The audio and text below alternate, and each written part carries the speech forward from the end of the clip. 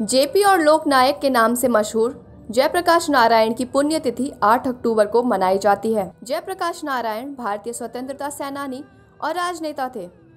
देश में आज़ादी की लड़ाई से लेकर वर्ष 1977 तक तमाम आंदोलन में जेपी जी का अहम योगदान रहा। जयप्रकाश जी को पूर्व प्रधानमंत्री श्रीमती इंदिरा गांधी के विरोध के लिए विपक्षी नेता के तौर पर जाना जाता था।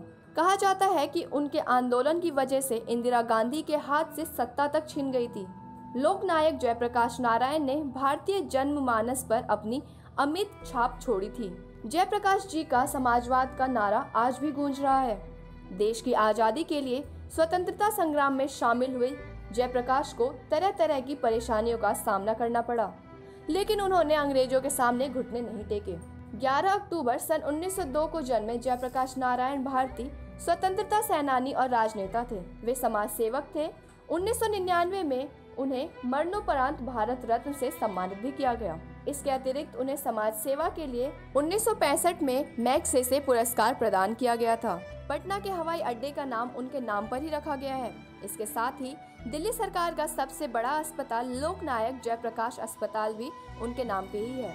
देश में आज़ादी की लड़ाई से लेकर वर्ष 1977 तक तमाम आंदोलनों में मशाल थामने वाले जयप्रकाश यानी जेपी का नाम देश भर में ऐसे शख्स के रूप में उभरता है जिन्होंने अपने विचारों, दर्शन तथा व्यक्तित्व से देश की दिशा तक तय कर दी थी।